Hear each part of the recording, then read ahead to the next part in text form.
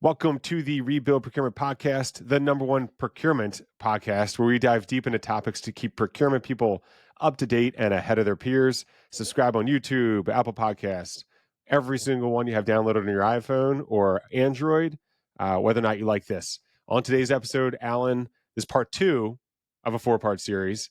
Today, we're focusing on stakeholder experience. We're going to dive into intake, how folks go about that, implementation, the service level, and a tale of two procurement orgs.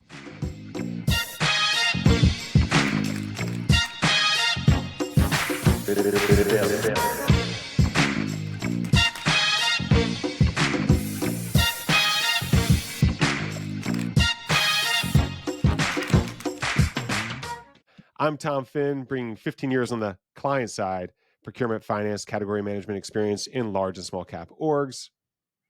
And I'm Alan Veek, the procurement geek on the sell side of the street, and I've assembled a team of superhuman procurement professionals doing managed services at a company that we call Summit.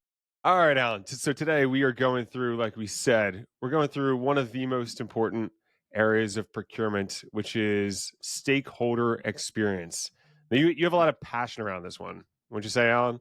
This is one. I think this is we moved it up to number one. So we introduced it last week as kind of like the third of the most important things to do in procurement, but we're going to tee it up as number one because I think this is the step. This is the one you got to do first. This is the one you got to get right. This is oftentimes the one that takes the longest pole in the tent.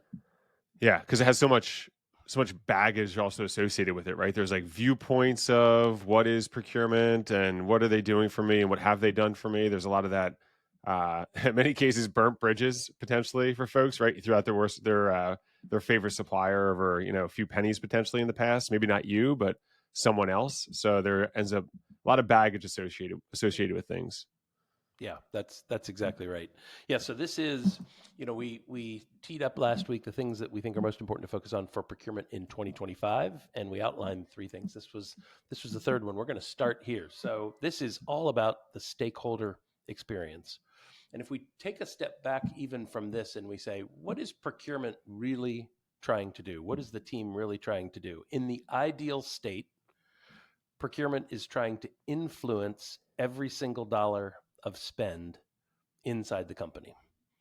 So we fundamentally believe that when you put smart strategic procurement professionals against every dollar of spend in the company, that spend will be better. That spend will be more efficient. It'll be more effective. It'll go towards the right suppliers. It'll be towards the strategic goals that the organization has. And it really allows the organization to spend every dollar they spend in the best possible way. So that's kind of what I think of as the big goal here. And to get there, so let's define that as, there's this term spend under management. You'll sometimes see it abbreviated SUM. Spend under management, 100%. That's what a procurement organization is looking for. How can we manage every single dollar of spend that comes out of our organization that's budgeted to be spent this year? So if that's the goal, 100% spend under management, how in the world do you get there? Well, suffice to say, it is a marathon, not a sprint. So I oftentimes think of this as being the long pole in the tent. This is the thing that's going to take you the longest to do. This is behavioral change. This is, as you kind of were hinting at with your comments, Tom, this is, hey, who moved my cheese, right? The stakeholder is pretty used to maybe putting something on a credit card, maybe just going directly to accounts payable to have invoices paid. This is where procurement really starts to bring in professional process to manage every dollar of spend, and it takes change management. So this is why it's so difficult to do, because you got to change the behavior of your stakeholders in the organization. And maybe out front, I'll also define this term stakeholder, because I think it's a fairly complicated term. People think of shareholders, that are people who hold shares in an enterprise, they hold shares in a company. Stakeholder is really anybody who has a stake in a certain outcome that procurement can influence. So it oftentimes is a huge group of people that are involved in making a decision. If you think about the decision to buy something like Salesforce.com, a SaaS product, a CRM SaaS product, who's involved? Pretty much almost everybody inside the business, but certainly first and foremost, IT is involved. It's going to have an implication for how they structure the IT organization, support teams around the IT organization, maybe help desks. It's got implications for the back end architecture for how they build their business. But the CRM is primarily meant to be used by the sales team, but it could be used by the service team. It could be used by other operations team inside the organization. The finance team has a say in it because they're getting reports out of this CRM that help them understand forecast for future revenue, perhaps other things. So you start to think about who stakeholders are in procurement decisions. Sometimes they can be very narrow and small, but oftentimes you can't think broadly enough about who all the stakeholders are, who could be involved in a decision. You got to think about the change management effort to get them all on board behind a procurement decision. Yeah, and also just what they end up having to deal with within this. Whether the outcomes that they care about most too, right? Everyone has a different sense of value, and what is that throughout the process? You kind of name them. Finance equals reports and accuracy, and sales equals ease and the ability to go back in and check. Um, Procurement really just wants that upfront contract in many ways. So yes, there's a lot of different outcomes that that you're managing too. Yeah, that's absolutely true. So now that we've kind of set the stage for who are stakeholders and why is this the stakeholder management process, the stakeholder management piece of procurement, why is it so important? Because it takes so long to change behaviors. Let's talk to what might be considered the first step of procurement, which is intake. And oftentimes, this intake step, if you're just building a procurement function, you don't need to get crazy. You don't need to get fancy. You don't need to build a bunch of technology.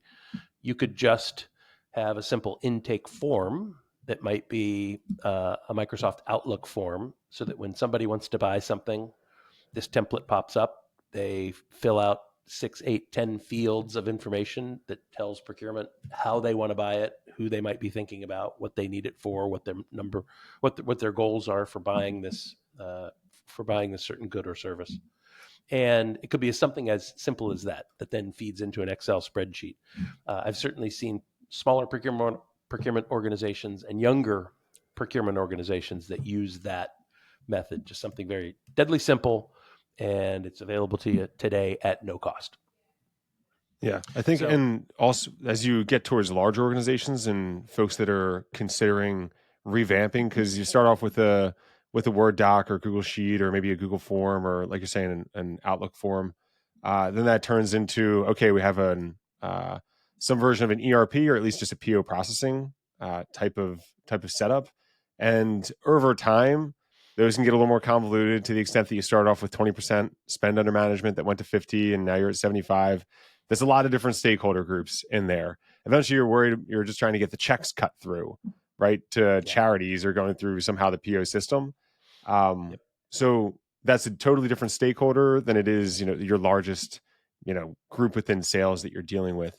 And having gone through a version of implementation for a revamp of an intake, I felt the most informational and important piece, and actually drove more outcome than the software itself, was just the mapping, right? Just like a process map of how this is flowing.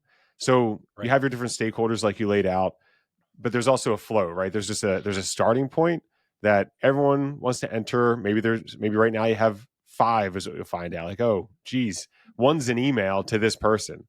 We don't need that anymore. At least get down to the end goal for a lot of companies is they want one intake. That's why there's various softwares. You don't need to name them, but there's various softwares that say they could do that. But really, it's going through your process map. When you bring on a software implementation company or just that software, they'll come with a person that'll help you lay it out, because it's the most important piece. Laying all this out and mapping out that process and that journey, as I think they'll call it within the user experience, the journey mapping is very highly valuable and will actually lead to what your end state should be or where you want to go. Right on. Yeah, that's, if you think about, put yourself in the shoes of a stakeholder who basically comes and says, okay, I'd like to buy this, $10,000 of this training from That this could be a supplier. hard $10,000 to buy or simplistic. Yeah, yeah, but the person who they obviously have a goal in mind. They want to Yeah. buy this because they're going to implement it with their team, or they're going But to I have mean, an we can off-site make training. like procurement can make that hard or simple, Oh right? yeah, Depending on of how you course. have it. Of course, and the ability of procurement to say, here are going to be the steps. This is going to be the roadmap that we're going to follow to get you your training, so that the stakeholder, they're naturally anxious. They're like, okay, if I went and bought this myself, I could just go get it today. So is procurement going to take this and slow it down? Are they going to make it complicated? Are they going to choose somebody who I don't want to have as a supplier, who I don't want to have deliver the training because it's a very nuanced and special sort of a thing, training. So it's important for procurement to lay out the roadmap as soon as they can, so that the stakeholder knows what's coming. If they had an expectation that they need this in 2 weeks and you tell them it's going to take 2 months, all right, there's a mismatch, right?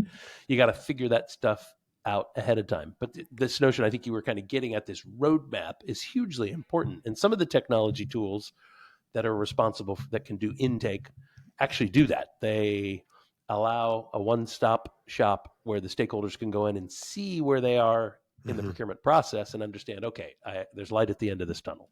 Yeah, and to the point of like clarity and anxiousness, in my mind, I've always viewed that as like an X diagram, right? So one going as you are more clear as that goes up the Y, there's less anxiousness on the other side, and usually that's via communication.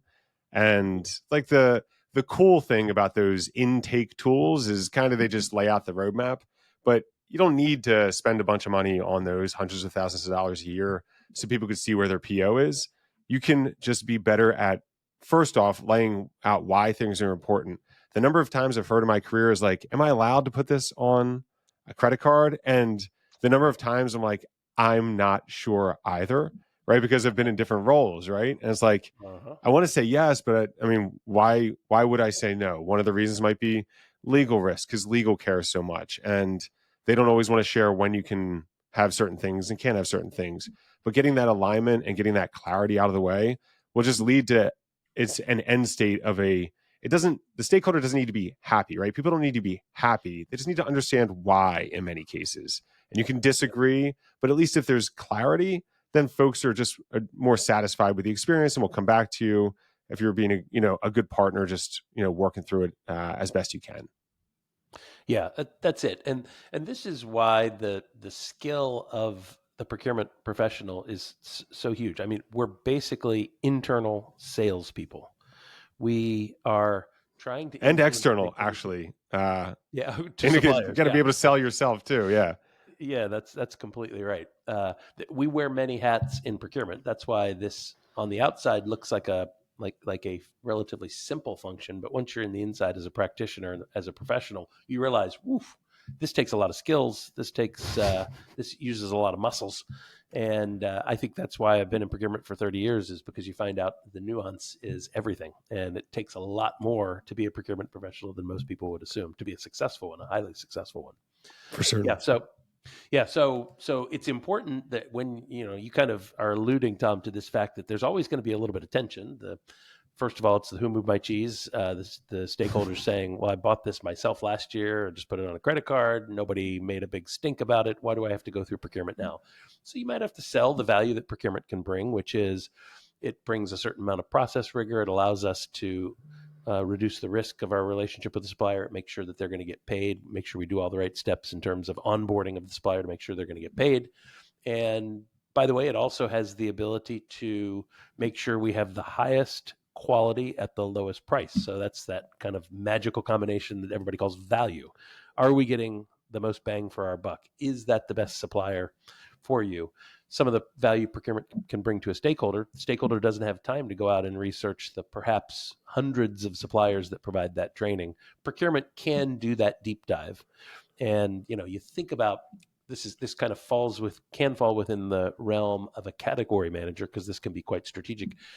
If you think about this one-off $10,000 hypothetical purchase that we're talking about of training services, well, if you start to do a little bit of digging, you do a little bit of data analysis, what you might find is it's 10,000 here, it's 100,000 there, it's 2,000 over there, it's $1 million over there, and you aggregate all the training spend across the organization. You might find that you have several millions of dollars worth of spend, and you might say, what is our training strategy? what is our overall corporate training strategy? And oftentimes that will lead to preferred vendor lists where you say, okay, if we go use these 5 suppliers, we get 90% of the training that we need within our organization. And then we can add to that a long tail of specialty boutique trainers that do unique things. But if you have this approved vendor list of suppliers, then you get some of this supplier consolidation, which can be quite important for the overall efficiency of your team, of your organization. Yeah, and probably half of the, just to use training as the example, a lot of folks just end up going on Google to search for, either they might just like know somebody that has something to do sales training or do whatever training. But yeah, there's the opportunity to bring that together. But then there's, on the other side, in some cases, those $10,000, depending on the size of your sourcing team, maybe those ones are ones you don't care about, right? I think it's to each organization to its own, like it's the level of empowerment that you give, one, within your procurement team, and then two, to your stakeholders, right? To the extent that they understand Yep. what's important, why it's important, what are we looking for, how is this budgeted, and all those sorts of things. Like how will they be held accountable, things of that nature. Just to how much effort do you exert? It can still go through the process, but it's a matter of how much touch does it have. That's exactly right. And I would say, if you think about this overall big goal that we talked about, spend under management, how do you get to 100% spend under management? When you're just starting out as a new procurement organization, you're going to have a high threshold. You're not going to touch the small stuff because you're just not going to have a team. You're not going to have the process. You're not going to have the strategy. You're not going to have the technology tools to make that really work. But over the course of the years, as your team gets more experience, you're going to bring that threshold down a bit. So, I've certainly seen it in certain organizations where they say under $100,000 procurement does not get involved. That's a stakeholder decision. You go buy it yourself. We're going to make it easy for you in certain ways, or try to make it easy for you in certain ways. But if it's under $100,000, that's all you. If it's over $100,000, it's got to go through the procurement process. So we make sure we're getting this value, quality plus price, that is important to the overall organization. Yeah. And thinking about it, Alan, I always compare it back to your alma mater with just in general consulting, right? What services do they sell? One is this stakeholder type thing, right? They go in, all right, my company's not doing super well. All right, let's call up a McKinsey, a Deloitte, an Accenture, whomever, to come over and tell us what's wrong. You could do these things yourself. It does take extra work, right? As it being like an offset of a project that someone in your organization or you is doing. But the journey mapping is part of something that they would do. They would go through and say, how much, like, okay, what's the spend under management? They could tell that. You could tell that. Anybody in a company could do all this stuff. Yep. The value that a lot of the high level consultants do is they get an exec's ear, but you could do that too, right? If people come with a plan and a strategy to make these fixes and they're clear and they're thoughtful, you could do it yourself, and you could be that internal consultant and get the same view, and you don't have to have your company spend millions of dollars to go with a high value, high cost consultant. So yeah, I think a lot of people could do this themselves, and folks get upset when the McKinseys of the world roll in and they say they take over and take all the credit, but it could be done ahead of time. So yeah, well, that's a whole topic in and of itself, because one of my greatest frustrations, having spent the better part of 30 years as a client service provider. So I work for the big companies. I'm not a chief procurement officer. I'm not in the procurement teams of big companies. I help the procurement teams of big companies. And one of my endless frustrations is when you find a procurement team with a procurement head of procurement, or chief procurement officer, and the chief procurement officer doesn't have any vision for what they want. So what we're laying out here is a vision, right? When we're talking about procurement 2025, what are the 3 most important things that procurement needs to do in 2025? And then we go into depth on each one of these things. Chief procurement officers need to be versed in this thinking. It doesn't need to be the same thinking we have, but there should be some sort of a plan that says, here's what we're going to accomplish this year. Here's how we're going to do it. And the vast majority of procurement organizations do not have that sort of direction. It's quite sad. Yeah, and if you need one, steal ours. Right? Yeah, stakeholder experience, the strategic category management, the procurement transformation. Feel free to steal those, but they're important to bring one internally. Yeah, that's a good Good plug there. Yeah. So back to this notion of intake. Keep in mind that if you use some sort of a Microsoft Outlook form, some sort of simple way of bringing procurement projects into your organization, this is the first chance that a stakeholder is going to have to touch procurement. And first impressions matter. We know that's true. So you need to make this step as easy as possible. And that's where the genesis of all of these new, next generation intake tools and orchestration tools have come into play. They each one of them tries to make that first touch, that first impression with stakeholders that much better. As a matter of fact, there's one of them that they have their motto is, we want to make procurement delightful. Delightful. I mean, that's quite a word, quite an aspiration. Make procurement delightful, so that first touch with the stakeholder feels like, hey, I'm getting a rich experience here. Procurement's going to add value to what we do, and that is all in service of getting to this spot where you have 100% spend under management, where stakeholders are bringing you everything because they understand that procurement's going to do a better job with this than I can do on my own. And it's clearer, right? The idea of clarity, just to go back to it, I could harp on it all day, but where to go, if you don't have clarity for that, people just end up getting stressed out, and that's when they just buy it on a credit card. If it's clear and they know it's going to work, then they'll do it. Like, folks don't really want to go and search for suppliers all day. They don't want to take forever to buy something. That's where stress comes in, and for lack of better terms, kind of give a middle finger to the process, right? So in this case, when it's clear and it's what do they call it? Like the one, not one funnel, but one entry point, whatever that would be, Alan.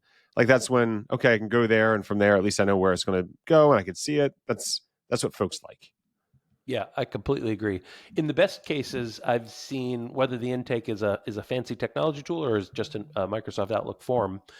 In the best case, the procurement organization thinks about branding this one stop. Oh, yeah. Go buy everything. So it's my buy, it's smart buy, it's whatever works for your company. But the whole notion is brand that thing so that when people wonder what they're supposed to do, you have one word, and everybody's like, "Oh yeah, smart buy. I know how to do that. I go online, I do this, or I go Go to this. checkout, whatever that means, whatever long acronym that is." Yeah. That's exactly right. So it's very important that, again, we talked about procurement being salespeople. Well, guess what? This is procurement being marketing people. You got to brand this thing. You got to make sure that the drumbeat of corporate communication is happening so that everybody knows how to request goods and services to be bought by procurement. Yeah. Spend the time, do the training. Yeah, exactly. And just make sure that you're marketing to your stakeholders so they know how to get to you. This is kind of what we're talking about here, Tom. Is we're really talking about procurement as a customer service function inside the business. So think about if you want to buy something externally, you might have a personal shopper. This is the same sort of concierge experience, white glove service experience that we want stakeholders to have with procurement. We want them to feel as though this is a service that's being offered to me. So we have to have a customer service mindset. We have to treat our internal stakeholders like their customers. And that gets back to the old rule of number one, customer's always right. Number two, if they're wrong, refer to rule number one, customer's always right. So it is this notion of a high level of customer service so that the stakeholder wants to come back. They want to bring their spend next time. They want to bring bigger spend next time. They want to involve procurement earlier in these most important decisions. Yeah, for certain. Yeah, and I think you had around you had this quote you had said before, Alan. I think you got it from someone, but just around the procurement team being the customer service function and not necessarily like all customer service. What was that? Yeah, Putting you on the spot here a bit. This is one of my favorite stories. So we had a chief procurement officer at a bank that we served in the Midwest. This was probably 10 or 12 years ago now. And she put together this remarkable transformation. And it was focused on the three things like we're focused on here. And she very specifically drilled into her team this notion of a customer service mindset. So her name was Debbie Manos McHenry. Good name. Yeah, good name, and she's a very, very strong procurement professional. But I still remember to this day, she drilled into her team this notion of customer service, but then she would point her finger and she'd say, now, that has its limits, because while the stakeholder is your customer, it's very important that the stakeholder remembers that we, procurement, are their colleagues. So we are not servants. They are not masters. We're going to treat them that way because that's the right way to treat them, but they are colleagues. So when we bring a point of view as procurement to the IT team, to the finance team, to the sales team, they have to listen to us as though we're colleagues, because we are just as focused as they are on driving value for this organization, and we're partners in that. So I always liked that very nuanced point of view that she brought to it, that Debbie brought to it, that said, yes, we're going to treat this function as a customer service function, but in the end, everybody needs to make sure we're all colleagues here and we're all looking out for the best interests of our organization the same way. Yeah, I mean, everyone should be trying to make it simple on others too, right? Like, okay, you've kind of put in your effort, now let me put in mine. You know, like I say with my kids, teamwork makes the dream work, right? So I mean, that's what a company is together, right? You're a team. You're not going to be an individual. It goes beyond departments. Folks should be working together. But yeah, but I still think the intent of always having your department as the best in class and setting the example, that's where you always want to be throughout anyone's career, right? Even if you're starting a company, you want to be the best company, but internally within your department, you want your department to be the best department and to set the example, pull others along. Your folks going to assume are stronger than others, right? And you level up other people too, but they should be putting in the effort as well. Yep. That's it's a good way to say it. Yeah. And you had a company A, company B thing too, Alan, on this, right? I'm not sure if you were going there or not. I just had it written down here. That's just where I was going to go. Look at this. Yeah, so good. Tale of 30 episodes in. Look at us going here, Alan. We're reading minds. We're reading minds. Look at this back and forth. My straight man. Yeah. The tale of two cities, the tale of two companies. So right now, at this very moment, Summit Procurement is doing work with two clients that have two very different journey stories about how they got to where they are. I would say they're both in about the same spot. Spend under management is probably somewhere in the 60 to 70% range, off of lows of like 20 to 30%. So they're marching in the right direction. One company is in, let's call it the 6th year of their transformation. The other company is in something like the 10th or the 12th year of their transformation, but they're both at right about the same spot. And does transformation, is the path of transformation going from not having any procurement system in place to having that 100% spend under management? Is that kind of, what's the end goal of transformation? That's the easiest way to say it. It is no real goal for spend under management to a goal of let's get to 100% spend under management. And it's no real procurement team, no policies, no processes, no technology to, hey, let's have a robust system. Let's have a robust approach to how we build our procurement function so that we can get to that 100% spend under management. So, they're both, call it step 3 of 10 on their way to the journey. But what is the big difference? Why is one at this spot after 6 years and the other at this spot after 12 years? It's quite interesting. The company that took 12 years to get to this spot had two different chief procurement officers, two different leads of this team. The first chief procurement officer was very skilled at building out policy and process, and really pushed hard on extracting spend from stakeholders to the point where they didn't think too much about the change management aspect of it. Nice mug there, Tom. The birthday get present. Yours in the shop. Yeah. Get yours in the shop today. Yeah, I got a one of one here, Alan. The Rebuild Procurement mug here. Tell your sister she's got a big procurement future. Exactly. If she wants it, if she chooses, so chooses. Yeah. So merch vendor.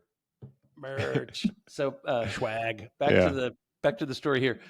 the first chief procurement officer really sacrificed the stakeholder experience for getting spend and driving savings. And that led to a suboptimal experience for the stakeholder that left a bad taste in the stakeholder's mouth. So, it was a very decentralized organization before. Everybody was a cowboy. Everybody was used to doing their own thing. It was the Wild West. And this forcing of using procurement really stunted the growth of the procurement function. It really made it so the second CPO, when the second CPO came in, they almost had to go back and touch first base. They had to go back and realign expectations with stakeholders to say, hey, we're going to approach you as a service function. We're going to make this easy for you. We're going to be a partner for you, as opposed to the dictator who comes in and just says, give me your spend, and I'm going to go to your boss to make you give it to me, even if you're not certain you want to do that. So, they I think in trying to go too fast, they slowed their strategic growth as a procurement function by being too brutal, too ruthless, too direct, too fast with their stakeholders.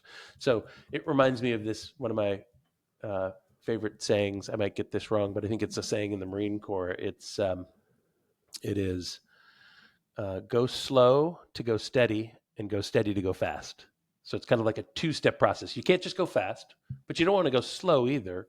But you go slow to go steady. You kind of learn how to do what you do, and then you go steady to go fast. Mm-hmm. So that's kind of how I think you need to think about your relationship with your stakeholders. And that's really what Company A did. So they got to the same spot after 6 years with a similar sort of stakeholder that was not used to being told what to do, not used to being pushed through policy and process. But you kind of took a steadier approach. You didn't have to win every arm wrestling match with a stakeholder. You gave some, and you used change management to bring the stakeholder set around, and they came around faster. Yeah. Just going back to the mapping of things, I always like a slide when any of this change management is going through, is like, where are we going from to, right? The from to is what I call it. I'm sure it has different labels to it, but where am I today? And then where am I going to be tomorrow? And just making sure those are clear of where you're starting and then where you're going kind of lets you go on the path. But of course, like, folks are going to get involved. Things are important. Things need to move fast. And the feedback I always give to folks is like, okay, this time, but you understand next time, if it's not put in 1 month in advance for this type of thing, or we're not looking 3 months out, like, I'm going to have to force my hand here. But this time we'll let it slide. It's a new thing. Next time it's a must, though. We good? We're good, right? Yep. It's kind of, you have to be able to give, to your point, a bit. It can't just be all day one without anybody really even understanding what's going on. It's crazy, right? To have 12 years in, like, that's not a transformation anymore. That's just like, that's kind of continuing business. Eventually you should get better, right? Like, yeah, that's right. That's right. So, but they went fast at the beginning instead of going slow to go steady and then go steady to go fast. yeah, they went hard and then they got hard. Was the Mike Tyson quote, right? Like, you don't know whatever until you get punched in the face, kind of thing. Then they got punched in the face, and then then they got knocked out for 6 years. Yeah, that's right. Yeah, and they probably got halfway there. They probably got some of what they want. They could consider it a success, but really, for the overall benefit of the organization, they didn't match the goal. Yeah, that's right. So, so there's a lot that goes into this. And as you were talking about what you were talking about, Tom, it reminded me of another one of my favorite insights across the course of the years. I learn things very slowly, but I think the right brain eventually learns them, and you see these patterns. And that is, if you woke me up in the middle of the night and I had to go find a new job, I would say, please make me a category manager. Please don't make me a chief procurement officer. I think there was a day and a time when I thought I wanted to be a chief procurement officer because that's the big function, right? That's the glitzy, sure, making all that change. And what I've come to realize over the course of time is, as the chief procurement officer, you're doing just what you said. You are out there banging the gong every day within the organization about the goals of the procurement team, what we're trying to do. Because you got to make sure everybody's aligned. You're bringing everybody along. And in the end, what you are is you're really like the chief salesperson, you're like the chief marketing person, but you're not doing procurement. You got a team that's actually day to day driving procurement strategy. And oftentimes, I think as a person, I find that more interesting. I find the strategy of procurement more interesting, perhaps, than what I think of as this political job of the chief Yeah. procurement officer. You're marketing, you're selling, and then you're getting in and wrestling politically with the various fiefdoms and silos within your organization. You're providing a chief procurement officer provides air cover for their team so their team can get work done. And the chief procurement officer should be called the chief, CPO is chief political officer. They're just kind of providing that stability so the team can get their good work done. Yeah, no, for sure. Yeah, and I think, I think there's a lot of benefit once you get spend under management. Like any company that comes into support, and it's just what every company should be doing.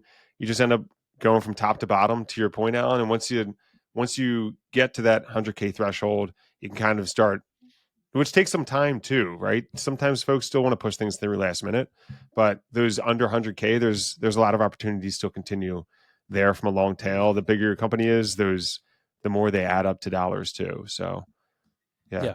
That's exactly right. Do you have, all right, you put me on the spot. I'll put you on the spot. Do you sit in the category manager's seat or you used to sit in the category manager's seat? Have for many years. Yeah. That's right. That is the primary spot for working with stakeholders. Do you have any great stakeholder experiences where it started out like, you're not getting this spend away from me, and then a good ending, happy ending?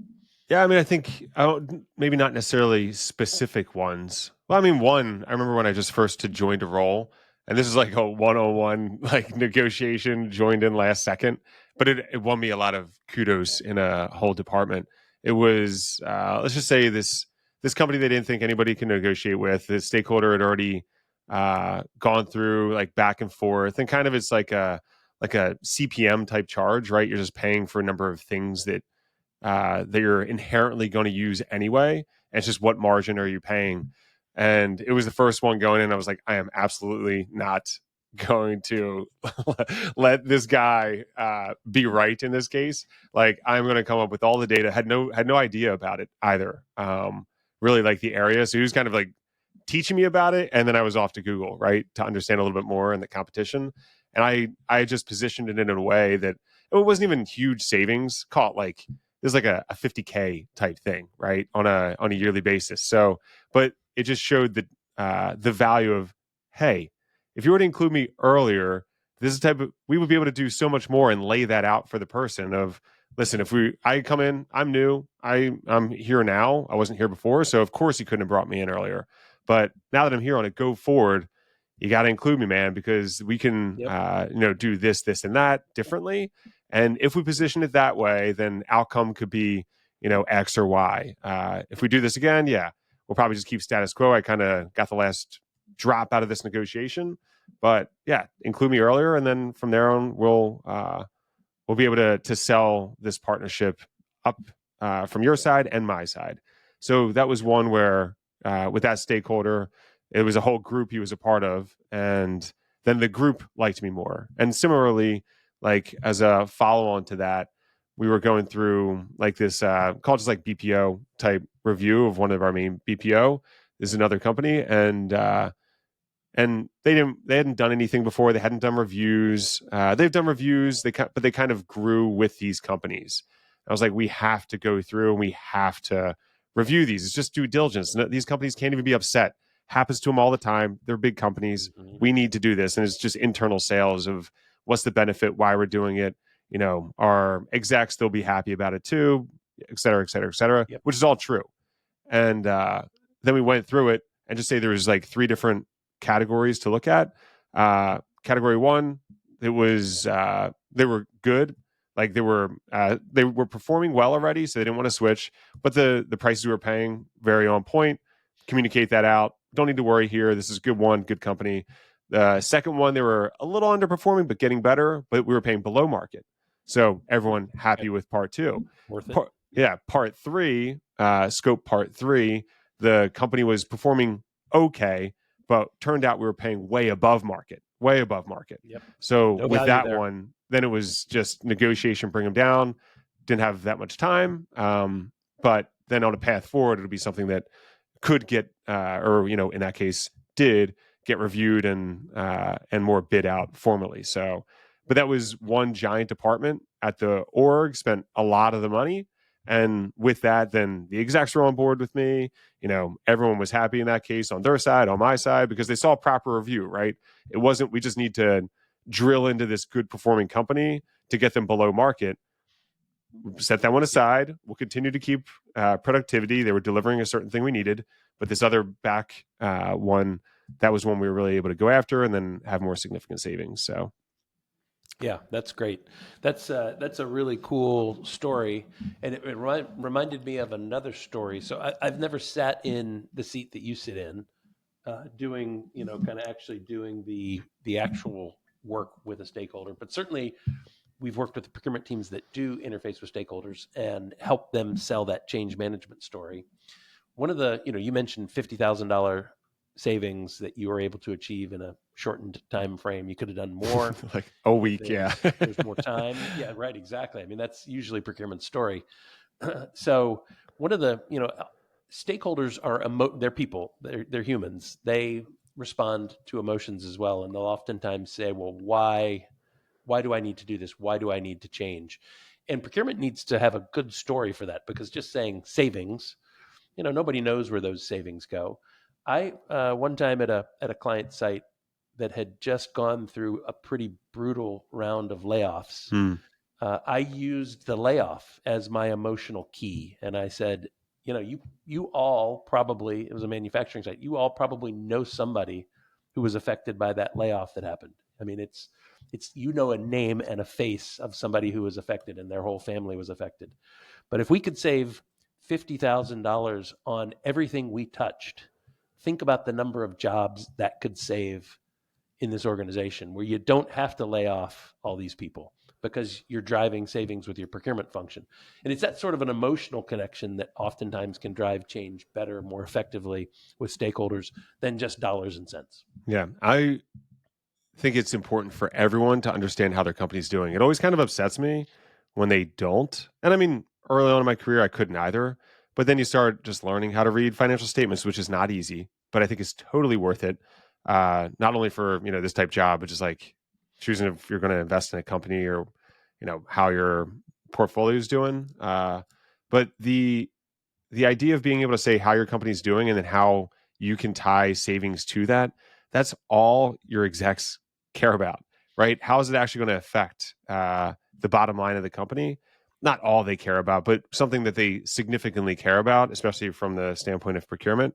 If you could start speaking that language of, okay, to the manufacturing sites, like if you have the numbers, the manufacturing site is, losing X dollars per day, if you can help them get right sized, then from the supplier standpoint of what they're spending, that's super valuable. And it shows you're, in many cases, you'd be working above your pay grade with those kinds of thoughts.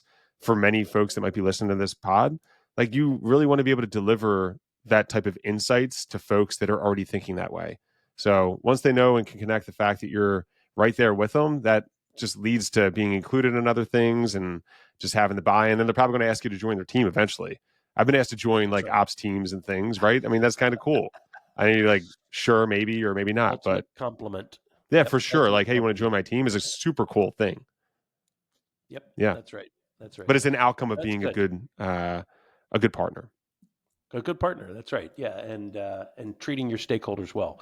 So I think that's a good way to wrap this up. I appreciate those stories you shared from the trenches, so to speak. A couple of really good stories, and that they really highlighted the importance of stakeholder management and kind of get this first step of getting the spend in the door for procurement, so they can have good influence. Because we know once that spend comes, there are so many great tools to use against it to just make it better, improve the performance of that spend for your organization. So that's For certain. this getting it in the door, trying to set this goal for 100% spend under management, which is almost like an unattainable goal, but it's out there. And as long as you're moving directionally toward it, you're probably doing the right things inside your procurement function. For sure. Good. All right. We'll call it a wrap. On behalf of your humble hosts here at Rebuild Procurement Podcast, we are the contracts king, Tom Finn, and the beard of procurement. It might be gone next week. This is Alan Veek, looking good. hoping you will make this a powerful and productive week in procurement. Bye-bye. Bye-bye.